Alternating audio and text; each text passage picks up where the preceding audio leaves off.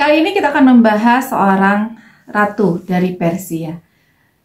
Bahasan tentang ratu sebetulnya bukan kali ini saja. Di Jepang kita juga pernah membahas tentang Putri Saiko yang dinobatkan sebagai ratu Jepang sekaligus ratu pertama atau kaisarina, ya, kaisar perempuan pertama dalam sejarah Jepang. Kali ini pun kita akan membahas seorang ratu di Persia, ratu yang pertama. Ratu ini menjadi legenda karena memerintah di masa-masa ketidakstabilan negaranya. Bahkan memerintah di ujung kehancuran dari peradaban yang didirikan oleh leluhurnya. Ratu yang akan kita bahas bernama Ratu Boran atau dikenal juga dengan nama Purandoh. Ia adalah putra dari Kisra II, penguasa Persia dinasti Sasania di masa-masa akhir peradaban mereka. Apa yang dia lakukan di tengah semua kekacauan ini? Dan kira-kira ide apa yang dia keluarkan dalam usaha dia untuk membangkitkan kembali kejayaan kerajaannya? Teman pecinta sejarah, akan kita kupas di video kali ini. Jadi simak sampai akhir ya.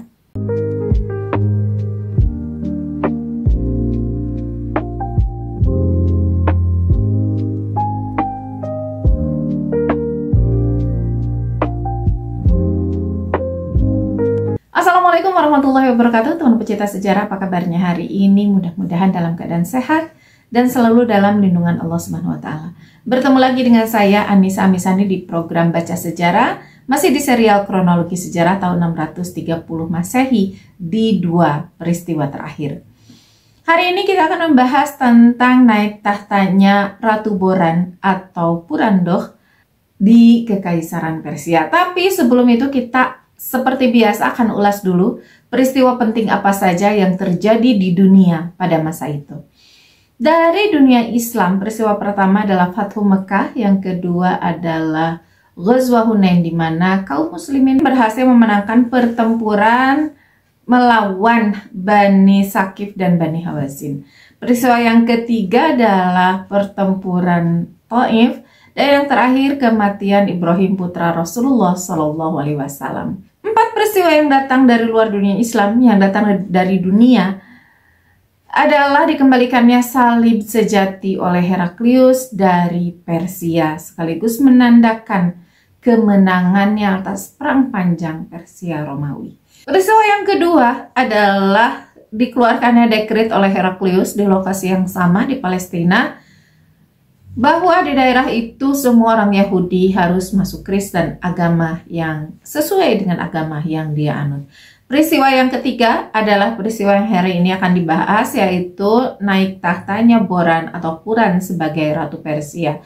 Dan peristiwa terakhir adalah suksesi kepemimpinan dari Mahendrawarman I ke Narasimhawarman I dari dinasti Pallava di India. Dan teman pecinta sejarah, inilah kronologi sejarah tahun 630 Masehi bertepatan dengan tahun 8 hingga 9 Hijriah selengkapnya. Untuk membahas tentang Ratu Boran atau Puran, kita perlu tahu tentang latar belakang keadaan dinasti Sasania pada masa itu. Dan perlu kita tahu juga bahwa pada masa itu, dinasti Sasania atau Kekaisaran Sasania di Persia ini menjadi kekaisaran terbesar bersama dengan Bizantium yang menguasai dunia, katakanlah ya, di abad itu, yaitu ada abad ke-6 hingga ke-7 Hijriah. Sementara dinasti Sasania sendiri sudah berdiri sejak 224 Masehi. Berarti sekitar 400 tahun kekaisaran ini sudah berdiri. Luar biasa panjang ya. Dan penguasaannya terhadap dunia silih berganti antara Kekaisaran Sasania, di satu sisi ada Kekaisaran Bizantium. Sekali Sasania yang menang, Persia, sekali Bizantium yang menang. Silih berganti seperti itu.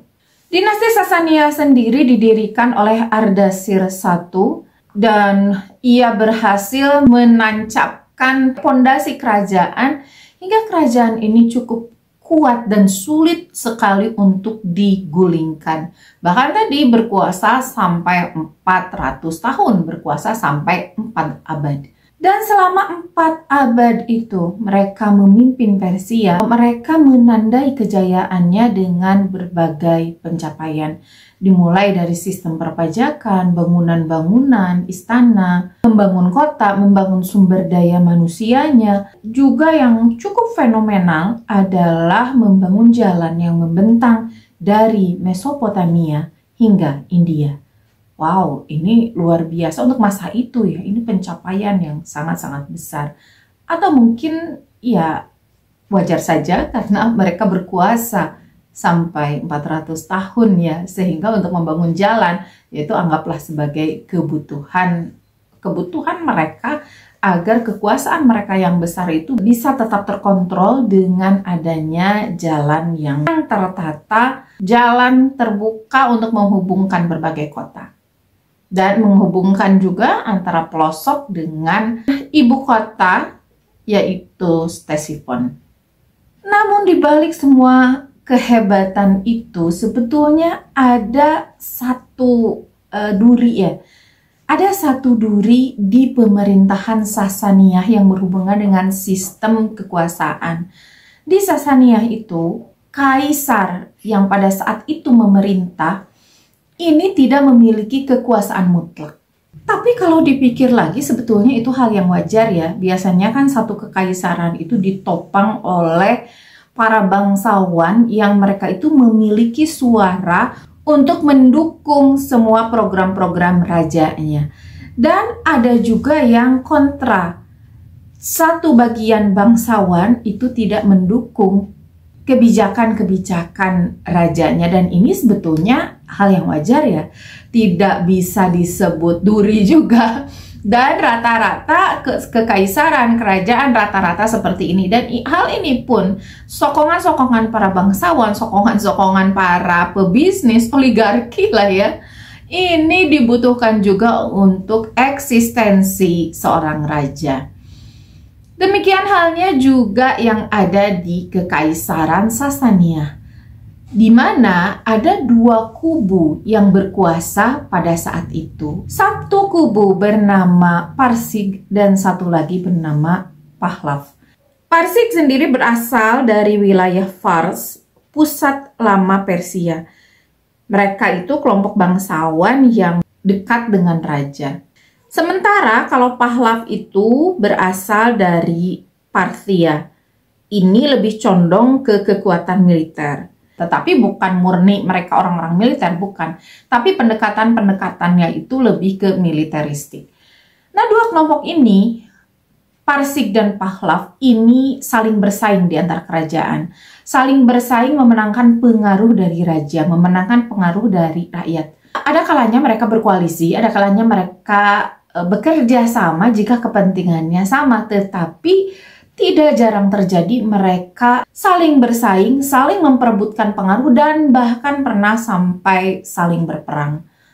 Ini kan cukup ekstrim ya. Maksudnya pertikaian biasanya di dunia politik itu lebih kepada, yaitu tadi, lebih kepada permainan-permainan untuk menarik pengaruh. Tetapi kalau sampai ke pertempuran, ke militer, ini jarang terjadi. Paling biasanya lebih ke penghilangan nyawa secara rahasia, tidak sampai terjadi pertempuran. Sementara dua kelompok elit ini saking bersih tegangnya, itu ketika meruncing itu pernah beberapa kali sampai terjadi pertempuran di antara mereka. Dan tentu dengan dua golongan elit yang seperti ini, yang tidak bekerja sama, yang lebih sering runcing banget perbedaannya, maka otomatis ini membawa pengaruh yang buruk bagi pemerintahan. Jadi kayak tangan kanan bertengkar sama tangan kiri, harusnya kan kerjasama gitu ya. Itu akan memberi manfaat kepada tubuh, kepada diri kita. Beda dengan kalau tangan kanan sama tangan kiri bertempur, itu gimana sih ujungnya gitu, yang ada merugikan diri sendiri. Ini juga yang terjadi di Kekaisaran Sasania. Melemahnya kekuatan Sasania ini juga dipengaruhi tentu saja faktor eksternal oleh pertarungan panjang antara Persia dan Romawi Bizantium, Romawi Timur. Pertempuran ini pertempuran yang sangat besar ya, dan sudah dibahas tentang latar belakang pertempuran ini. Jadi untuk sekarang tidak perlu dibahas lagi karena akan panjang lagi. Tetapi intinya dua peradaban ini mencari pengaruh dan menambah kekuasaan di daerah tersebut. Pertempuran ini tentu sangat merugikan kedua belah pihak. Dari masalah biaya, kemudian perhatian gitu ya, harus diperhatikan kan, perang itu tidak boleh dikirim lalu udah gitu, tapi harus dipikirkan bagaimana cara menangnya, bagaimana taktiknya, sehingga bukan hanya biaya tetapi sumber daya manusia pun terus-menerus dikirim dan terus-menerus mereka jatuh korban, kehilangan sumber daya manusia yang sebetulnya adalah poin paling penting dalam membangun sebuah peradaban, dalam berdirinya, dalam hebatnya sebuah peradaban.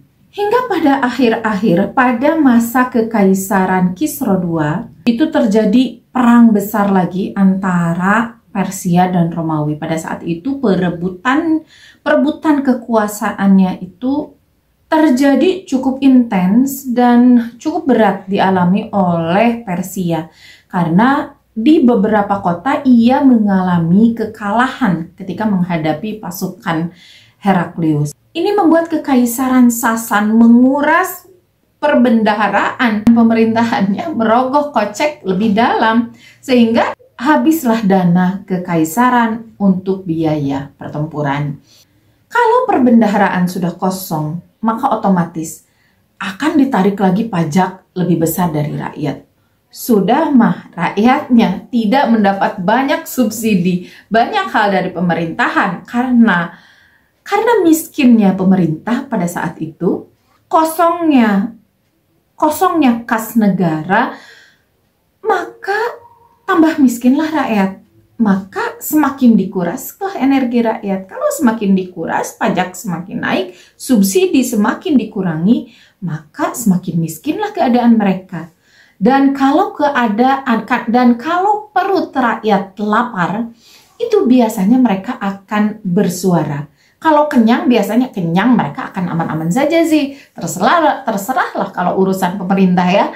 Selama mereka kenyang, biasanya mereka tidak akan banyak bersuara, tidak akan banyak bergolak. Tetapi kan ini lapar. Masyarakatnya lapar, mereka miskin, maka terjadilah kegoncangan di masyarakat. Hal ini ditambah lagi, diperparah dengan konflik antar dua bangsawan tadi. Di satu sisi Parsik, di satu sisi Pahlav. Ada yang mendukung ini. Ya, intinya berbeda pendapat sehingga bukan kemenangan yang diraih, malah tambah-tambah kekalahan demi kekalahan yang didapati oleh Kekaisaran Sasania.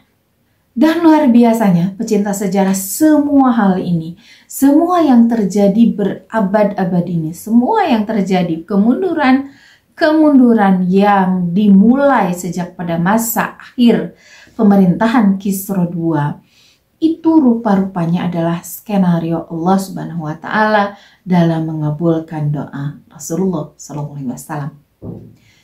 Teman pecinta sejarah, mungkin kita masih ingat dengan pengiriman surat-surat Rasulullah SAW kepada kerajaan-kerajaan di sekitar Jazirah Arab. Dan Persia ini, dalam hal ini Raja Kisra II, itu mendapatkan surat dari Rasulullah SAW. Ia menerima surat Rasulullah SAW dan dibacakan oleh stafnya. Dibacakan pertama itu kan Bismillahirrahmanirrahim dari Muhammad Rasulullah. Baru sampai situ Kisra II sudah menarik surat itu lalu merobek-robeknya. Kesombongan dia itu tidak mengizinkan dia untuk menerima sebutan tersebut. Dia inginnya dia disebut di awal. Jadi maunya itu untuk Kisra II dulu gitu, untuk Kisra II, raja yang agung, raja Persia yang agung gitulah. Ini disebutkan nama Rasulullah SAW. Bahkan ada kata Bismillahirrahmanirrahim. Ini benar-benar menggoncang kejiwaannya. Nah, dari situlah sebetulnya kalau secara agama kita ya, kita menarik benang merahnya bahwa semua kekacauan-kekacauan yang dialami oleh Persia sebetulnya dimulai bukan karena apa-apa, tetapi dimulai di detik pertama Kisra II merobek surat-surat Rasulullah SAW. Ketika kabar tentang perobekan surat itu disampaikan oleh utusan oleh sahabat Rasulullah SAW kepada beliau, itu langsung beliau itu mendoakan bahwa kerajaan Persia akan terkoyak.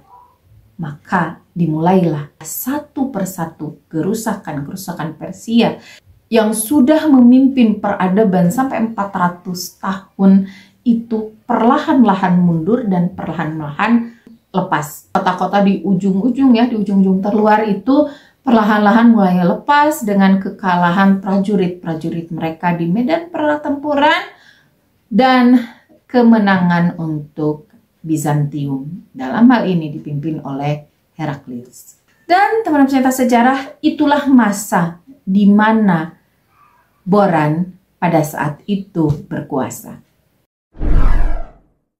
Boran adalah putra dari Kisra II Parviz. Dan Kisra II ini adalah raja yang cukup terkenal ya, yang paling bersinar lah dibandingkan raja-raja lain yang berkuasa di Persia. Paling cemerlang, tapi di satu sisi juga kehidupannya itu paling tragis. Tragisnya bagaimana akan kita ceritakan nanti ya. Kita ceritakan dulu ibunya Boran. Ibunya Boran adalah Shirin. Ada beberapa yang mengatakan bahwa ibunya Boran itu adalah Maria, putra dari Raja Maurais. Raja Maurais ini adalah raja Bizantium yang pernah berkuasa dan menjalin persahabatan pada waktu itu dengan Kisra II. Dan ini menjadi salah satu prestasi besar Kisra II di masa awal-awal pemerintahannya, di mana dia berhasil melakukan gencatan senjata, bahkan melakukan persahabatan dengan Bizantium, sehingga pertempuran panjang Persia Romawi itu beberapa tahun berhenti. Bahkan putri dari Maurais itu dinikahi oleh Kisra II.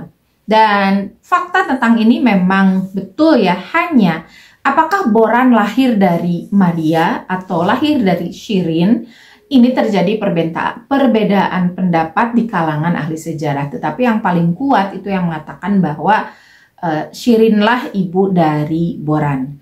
Sebagaimana putri kerajaan, ia hidup di istana yang penuh dengan intrik, tidak mendapatkan kedamaian sebetulnya, tetapi dari sisi pendidikan, Boran ini mendapatkan masukan-masukan ilmu yang spesial karena dia hidup di lingkungan istana. Guru-gurunya pun berkualitas, dari sisi makanan berkualitas, dari sisi kesehatan juga berkualitas. Maka sebetulnya tidak heran ketika Boran itu, ya meskipun dia seorang perempuan, dia tetap mendapatkan pendidikan yang layak dan pelayanan-pelayanan yang ya selayaknya putri itu ia dapatkan. Dan pada awalnya, masa kecil sampai remaja gitu ya, sampai dia beranjak dewasa, sebetulnya kehidupannya ya normal-normal saja sebagaimana putri-putri kerajaan lainnya. Tetapi ia mulai mendapatkan dampak dari kericuhan yang terjadi di istananya itu ketika ayahnya meninggal. Kisra II, ayah dari Boran, itu pada suatu hari didapati telah hilang nyawanya. Dan dengan diketahui oleh semua orang, hilangnya nyawa Kisra II ini dilakukan oleh putranya sendiri, yaitu Kafad II, yang dengan berbagai latar belakang, termasuk bisikan-bisikan dari mereka yang tidak setuju dengan kebijakan-kebijakan Kisra II dan dengan hal-hal yang merugikan mereka manas-manasin gitu supaya Kafad ini memberontak. Dan kalau memberontak berarti apa? Berarti adanya penghilangan nyawa. Dan itulah yang dilakukan oleh Kafad II. Agar dia bisa naik tahta, maka ia harus menginjak raja sebelumnya untuk kepentingan pribadi dia dan kepentingan golongan yang mendukung dia. Maka singkat cerita, mau tidak mau pada akhirnya memang Kafah II memimpin kerajaan Persia. Singkatnya seperti itu, hanya saja Kafah II rupanya tidak lama memerintah. Ia memerintah hanya sekitar 6 bulan saja karena wabah penyakit pes yang ia derita. Jadi ada wabah pada waktu itu di Persia, wabah pes, wabah yang disebabkan oleh tikus ya. Dan si Kafah II ini rupanya juga terkena penyakit tersebut dan pada akhirnya dia kehilangan nyawanya. Rupanya pada masa pemerintahan dia, Kafah II itu melakukan kejahatan yang sangat banyak, di mana bukan saja ayahnya yang ia hilangkan nyawanya, tetapi juga semua saudara laki-lakinya. Hanya karena dia takut tahtanya itu akan direbut oleh saudara-saudara laki-lakinya lain. Dari belasan saudaranya yang tidak tercurahkan darahnya, itu hanya saudara-saudaranya yang perempuan. Maka ketika dia mangkat, para pembesar-pembesar istana itu kelimpungan juga mencari ganti dari Kafah II ini. Maka dipilihlah seseorang yang sebetulnya tidak layak untuk memimpin, yaitu Ardashir III. Kenapa tidak layak memimpin? Karena usianya baru menginjak antara 7 hingga 8 tahun. Anak baru masuk SD. Dijadikan pemimpin sebuah kerajaan besar. Apa yang akan terjadi? Tentu akan terjadi banyak kekacauan, banyak kepentingan. Dan raja kecil ini betul-betul tidak memiliki power. Karena yang berkuasa adalah siapa yang ada di belakang dia.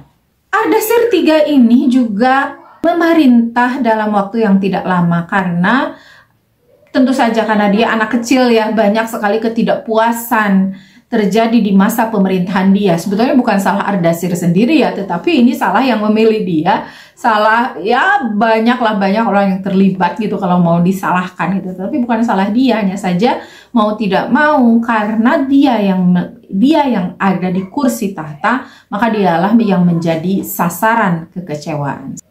Salah satu jenderal yang pada akhirnya mengambil sikap karena kekecewaannya itu adalah jenderal yang hebat, jenderal yang besar, yaitu Shahbaraz. Dan perlu diketahui bahwa Shahbaraz ini termasuk ke dalam kubu bangsawan Pahlav. Semua kejadian ini dari yang pertama itu adalah kematian Kisra II, kemudian kematian Kafah II, yang ketiga adalah kematian Ardashir III, dan pada akhirnya dari Ardashir III itu kepemimpinan diserahkan kepada Boran atau Puran karena tidak ada lagi putra laki-laki. Tidak ada lagi putra ya. Putra Kisra II itu sudah habis. Yang tertinggal hanya perempuan. Maka diangkatlah Boran ini sebagai ratu Persia menggantikan Ardashir III. Kalau Ardashir III itu adalah putra dari Kafah II, sementara Boran adalah adik dari Kafah II. Saudara perempuan ya, saudara perempuannya Kafah II. Ada yang mengatakan ia juga sekaligus istri dari Kafah II. Hanya kisah ini apakah betul atau tidak ya, sebetulnya di zaman itu memang bukan hal yang aneh adanya pernikahan antara saudara seayah tetapi berlainan ibu gitu. Nah itu dianggap wajar. Inilah yang salah satu kemaksiatan yang dirubah dengan datangnya Islam. Teman pecinta sejarah, itu saja untuk hari ini. Mohon maaf atas semua kesalahan. Teman pecinta sejarah, jangan lupa untuk subscribe, like, komen, dan share. Sekali lagi terima kasih sudah menyimak. Wassalamualaikum warahmatullahi wabarakatuh. Dadah.